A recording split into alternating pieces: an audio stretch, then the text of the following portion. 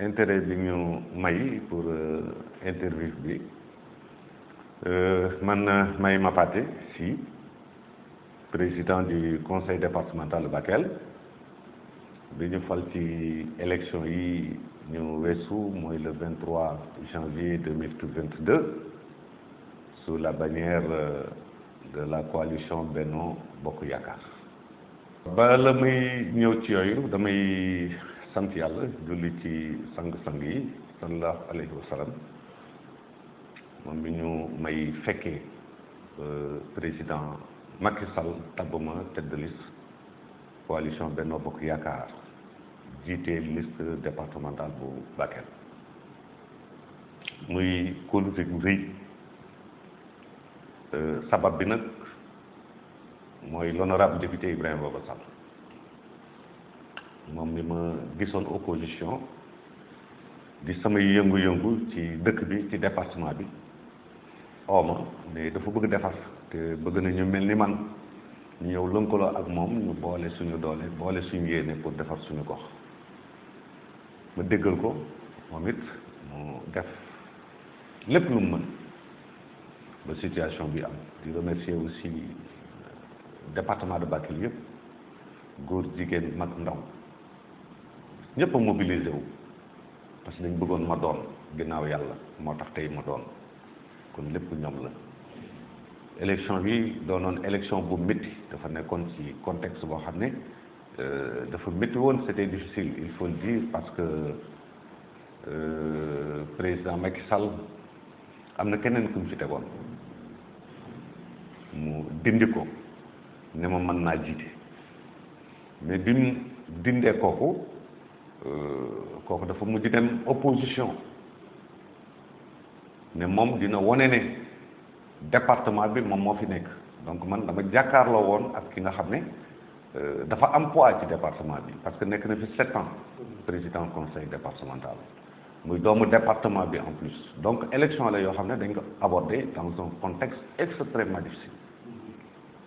mais yàlla mi dara tawul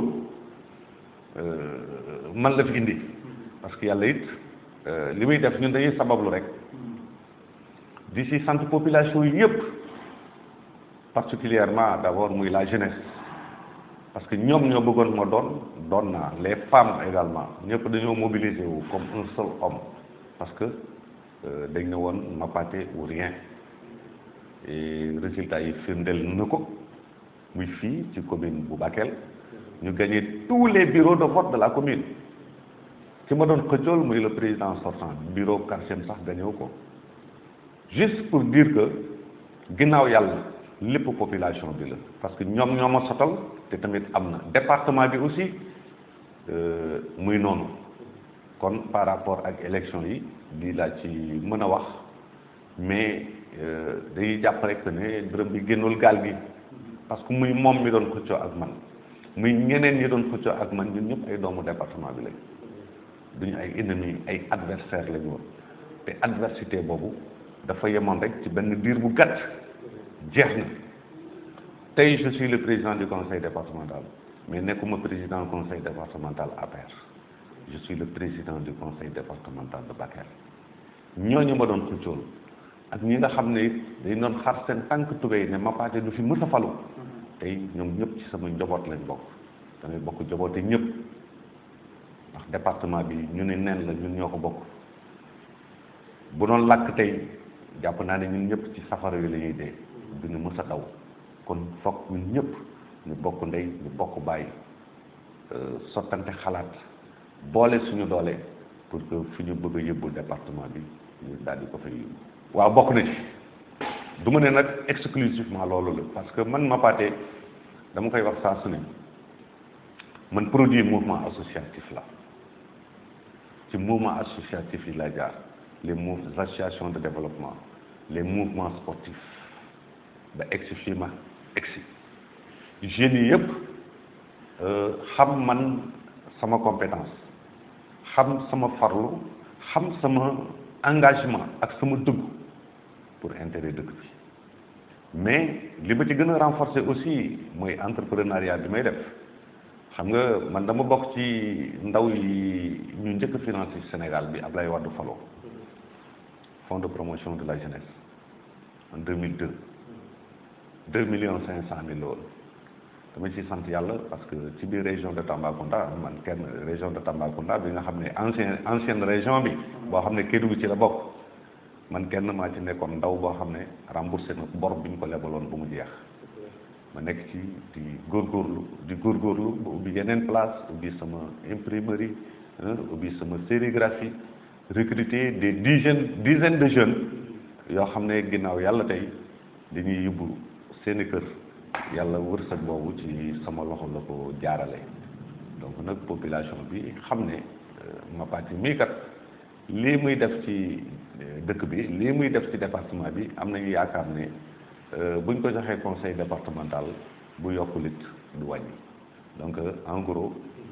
ginnaaw daal liggéeyu wayjur jàpp naa ne li may yëngu ci cadre professionnel bokk na tey ci li nga xam ne jàppale na ma pour ma jël présidence conseil départemental. conseil départemental ñaata bon couvrir na 12 communes. 12 communes.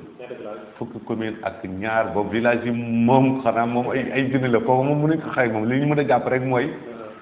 département de Bakel 12 communes la. commune département bu vaste la ça fait 5000 bu tegal kilomètres carrés ñu situé wu en zone frontalière entre la Mauritanie et le Mali. waaw projet yi bëri na xam nga Mapati moom c'est un homme de défi. dafa am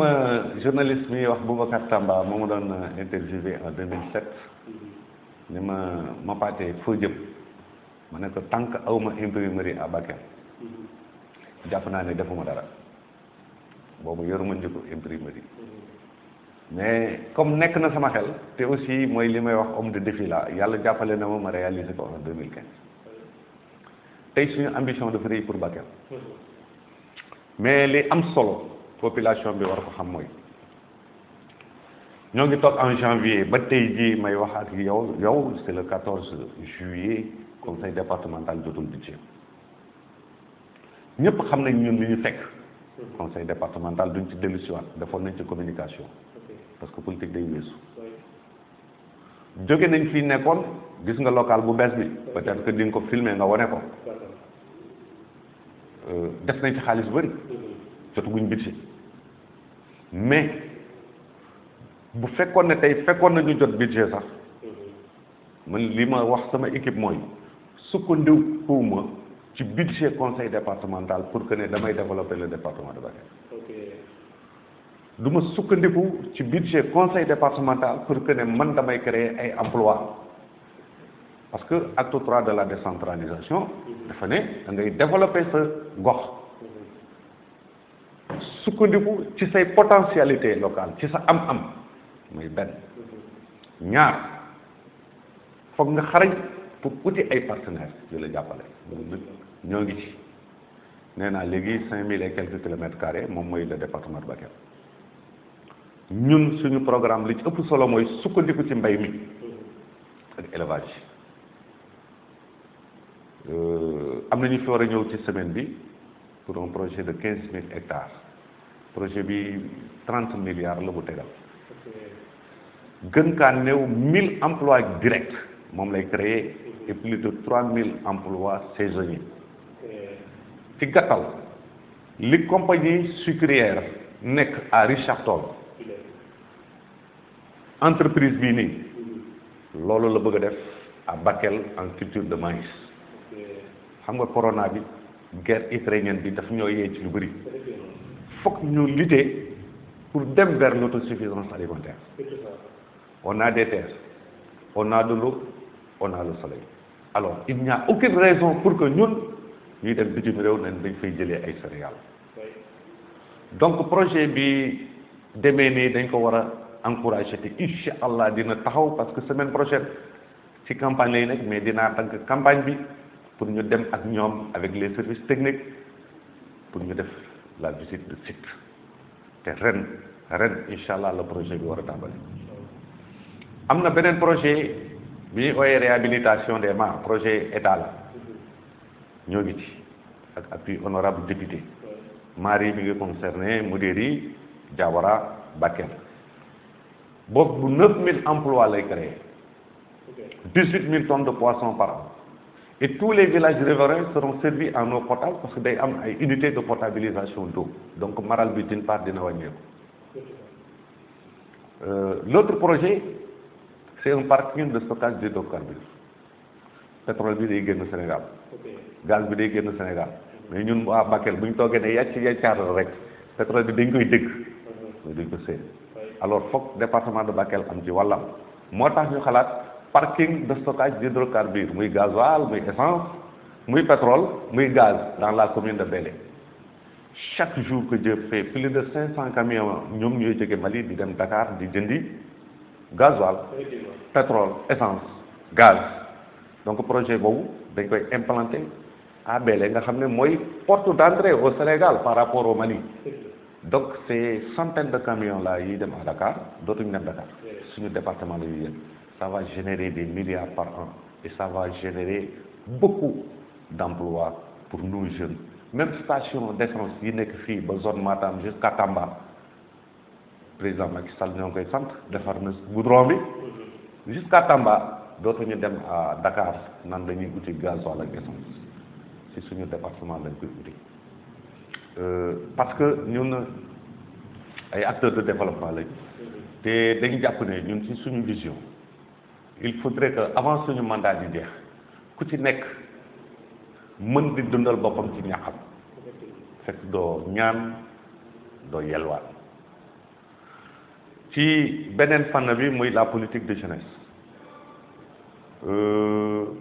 déjà ñun bi ñu toogee suñ premier budget rek malgré nos maigres ressources voté nañ 10 millions de francs boo xam ne dañ koy dugal dans une mutuelle de la place comme fonds de garantie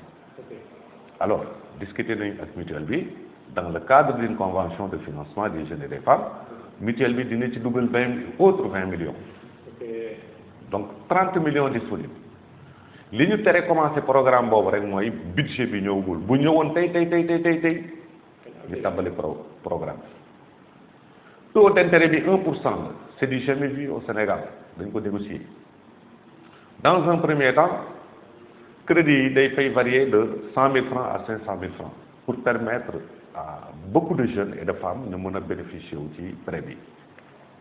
cible bi mooy ñi nga xam ne ils sont en activité par exemple ku mel ni yéen dañu yore seen télévision numérique donc ci en activité am na lu la manqué mënuñ la may parce que duñu suñu xaalis mais en tant que doomu Bakel nga am ambition bu mel nii bëgg a participer ci désenclavement Bakel à travers la communication war nañ la mën lebal xaalis nga ut matériel yi nga xam ne moom nga soxla nga remboursé ko en 1 an ci taux d'intérêt bu néew beneen fànn bi am nañ centre de formation professionnelle am na ñu fay jàng maçon ñii di jàng menuiserie métallique ñii di jàng métier tailleur ñii di jàng métier froid alors jàng nañ génn nañ ak seen diplôme mais amuñu possibilité pour créer seen propre entreprise parce que dañoo néew doole wala seeni waajur dañoo néew doole conseil départemental day ñëw jàppale ñooñu jëndal leen matériel bi war ñu ubbi seen entreprise ñoom it ñu dugg dans le monde du travail remboursé ko ndànk-ndànk bu ñu paree ñu jox ko keneen jigéen ñi GIE la ñu yore dañuy def transformation de céréales chaque jour dañuy jël ay kilos yu dul jeex yóbbu ko ci machine bi pour mu wolal leen wala mu soqal leen te lii ñuy def gis nañ ne bokk na ci koom-koomu dëkk bi war nañ leen mun lebal ñu jënd seen moulin kooku benn volet la mais am na beneen volet boo xam ne subvention la non remboursable boobu du bor yéen a ngi def transformation de lait lu ngeen liggéey tey foog ngeen jaay ko tey bu dul loolu day yàqu parce que amu leen frigo ñun volet boobu dañuy jënd frigo ñu jox leen ñu may leen du bor da ngeen di def transformation céréale seen problème mooy moulin te li ngeen di def mun ngeen couvrir département bi bu ñu leen jàppalee mun ngeen dem sax au niveau national mun nañ leen jëndal moulin ñu jox la yéen GIE ngeen yéen a ngi def maraîchage da ngeen di dugg ci dex bi jël arrosoir tànk ñëw arrosé muy liggéey bu métti ay jeunes ngeen wala ay femmes ngeen vous êtes un groupe au moins de 10 conseil départemental dina leen jëndal motopompe jëndal leen tuyau ngeen di arrosé seen bopp sànq ngeen sonn je pense que ñun politique yooyu la ñuy encouragé. xam nga ku ci nekk ak domaine am man lii dama ci yëngu 97 ba tey maa ngi ci microfinance 97 ba tey maa ngi ci microfinance xam naa lan mooy microfinance xam-xam bu néew boobu ma jëlee foofu sax ci lay sukkandiku pour que ñu initier lu mel nii parce que tey mënoo am projet bu 500000 ñu investissement bu 500000 ñu jox la 100000 loolu mooy demal nga lekk xaalis bi boo dee commerçant nga yore si bitig di jaay nga ne lebal leen ma 500000 kooku bu ñu la lebalee 100000 tamit mën nga ci jënd bagage kooku du yàq dara mën nga ci jënd marchandise mais ki nga xam ne projet d'investissement la li mu soxla loolu nga koy jox wala nga bañ ko jox boo ko joxee lu yées loolu mooy demal nga lekk xaalis bi parce que caméra bi bu ñu waxee ne 500000 lay jar mu leer na la yow téeméeri junni lay jar mais ku la financé 200000 loolu mooy demal nga lekk donc côté boobu na ci xel yi dal lu ñu mënut nag mënuñu ko buñ ne financement bi par exemple ren 500000 la yem nga laaj ñu 1 million duñ la jox parce que mënuñ ko financer mais nag am nañ ay ambition yi mooy lan at bu ne conseil départemental dafa fas yéene jël 5 millions dolli ko ci fonds bi parce que objectif bi mooy fii ak ñun suñu mandat di jeex au moins fonds bi na toll 50 à 60 millions nga xam ne ñun bu ñu amaatee beneen mandat dañ koy continuer jël objectif 100 millions bu ñu amul beneen mandat yi keneen ki ñu fekk ki ñuy remplacer nga xam ne c'est une continuité bëgg nañ fi fekk bàyyi liggéey bu set liggéey boo xam ne du politique ki bokkoon ci man dama jàppale guddi ak bëccëg bu bëggee bor te mérité wu ko du ko am kii nga xam ne man daf ma contrôle tey mu am projet bu baax bu concret bëgg ñu financer ko dinañ ko financer mu liggéey parce que xaalis bi du sama xaalis du xaalisu parti xaalisu département de Bakel la te li ko tax a jóg mooy suqali koom-koom département de Bakel kon foofu du am coloration politique. fii leer na parce que dina am comité jeunes yi dinañ am représentant ci comité bi femmes yi dinañ am représentant te tamit les services techniques sont là développement communautaire moom moo fi nekkal jigéen ñi le service de la jeunesse moom moo fi nekkal la jeunesse agriculture moom moo fi nekkal baykat yi donc service technique fépp fi mu nekk rek ñun dinañ xalaat borom ñëw parce que boo ma indilee tey projet boo xam ne agriculture la mbay la xaw ma ci dara mënuma ci wax mais bu fekkee ne chef départemental de l'agriculture mi ngi toog dina xam ndax projet bi baax na wala ndax baaxul juste pour wan nit ñi que ne rek mbir mi y a rien de politique et en plus également pour la jeunesse département de Bakel musul fubal li ñu naan phase départementale digne de son nom te département de Bakel yàgg na di servir l'équipe nationale du Sénégal ay ñoom Souleymane Diawara ay ñoom Kalidou Fadiga ay ñoom Diafra Sakho yëpp c'est des fils du département de Bakel mais malheureusement département de Bakel dafa tumuranke lool ci côté infrastructure sportive d'envergure départementale parce que peut-être que y a le stade municipal est là di ci saluer l'honorable député effort yu muy def par rapport à projecteurs yi et tout ça mais jeunesse Bakel dañoo mérité am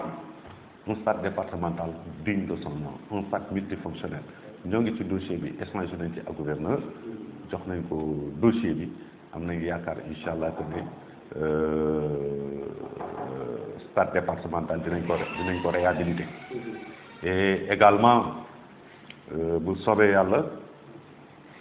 incha allah ak waa ODCAV dinañ organiser phase départementale yoo xam ne Bakel dinañ xam ne rupture am na parce que dama bëgg jeunesse dafay wax tout le temps que ne la jeunesse et moi c'est un mariage d'amour et de raison te kooku foog ma firndeel ko jaraloon na leen lu ne gis nañ même jour vote bi jeunesse bi niñ ma doon accueillir dans les centres de vote samay partisans dañ mu mujj sax tere génn ragal vote bi yàqu parce que dañ mel ni ñu xabtal kon bu ma yàlla indee aux commandes war naa mën góorgóorlu ñefe au moins ñu fubal ay phase départementale yoo xam ne ñëpp dinañ ne au moins cette année Bakel am na phase départementale yoo xam ne au moins télévision dina ko couvrir ne serait-ce qu'une fois ñu gis nos jeunes talents au moins jouer à la télévision ça fait partie de nos ambitions et incha allah ñaan nañ yàlla mu réaliser wu te jàpp nañ ne dina réaliser wu et aussi toujours côté jeunesse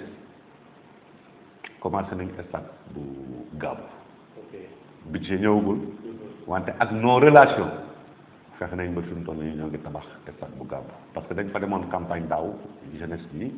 wax boo xam ne daf ma touché mais Gaabu commune bu mag la et jusqu'à présent dans l'air libre la ñuy fubal bëggoon nañ stade ma ne bu ma faloo 2022 nawetaan bu soobee yàlla ci seen biir stade ngeen koy fubal ñoo ngi ci réalisation boobu côté santé ak côté éducation ñoo ngi liggéey ak Horizon Sahel international incha allah bu yaakaar tasul fin du mois dina am benn conteneur matériel médical ak benn conteneur matériel scolaire yu chargé incha allah en France en destination de Bakel parce que boo seetee budget bi ñu jagleel éducation bi ñu jagleel santé bëriwul xam nga 7 millions boo demee ne da nga koy jënd matériel indi ko pour un département c'est une goutte d'eau dans la mer alors moo tax ci njalbeen ma ne suqalikuuma ci budget conseil départemental pour poser les jalons d'un développement de Bakel je compte sur des partenaires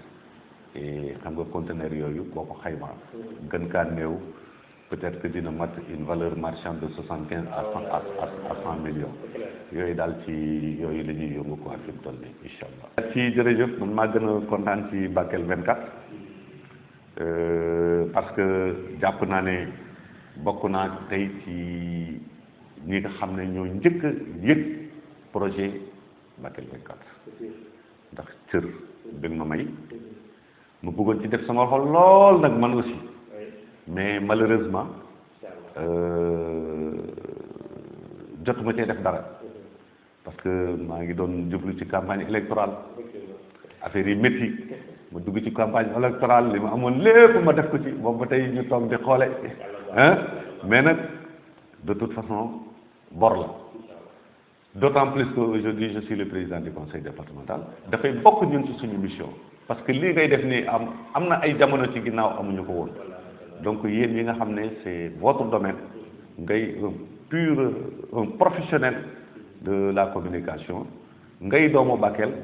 xarañ ci métier bi boo ñëwee am initiative bu mel nii c'est un devoir moral pour nous également ñu accompagner la te bu soobee yàlla dinañ la accompagner selon nos moyens di la ñaanal nag aussi un avenir radieux il faut oser il faut toujours entreprendre dama naan dugg ci ay mbir ñu ne ma kii xanaa dafa dof mais dofuma je sais juste question de croyance la en soi croire en toi fi nga bëgg a egg di nga fa egg lii nga jàng bu la ci kenn découragé nit dina la gis ne la yow da nga ñàkk fayda yor sa caméra def ni ak néeg nii mais xam nga fi nga jëm ay ñoom El Hadj Ndiaye ñi ngi fi yor 2STV dafa am na ñu tàmbalee en tout cas tu es sur la bonne voie yal na la yàlla jàppale yal na la yàlla sàmm yàlla ñiital la yoon bi et puis di la wax ne de toute façon on est à votre disposition saa yu ngeen ñu soxlaa de toute façon ak lu ngeen mën di soxla ci ñun bu fi amee rek di ngeen ko jot lépp lu ngeen fi amul rek jàpp leen ne daf fee nekkul parce que aussi ñun yéen a ñu fi teg jiital ñu mais ginnaaw bi ngeen ñu jiitalee aussi ñun dañuy ñëw rek nekk seen ginnaaw comme ça ensemble on va essayer de travailler le département.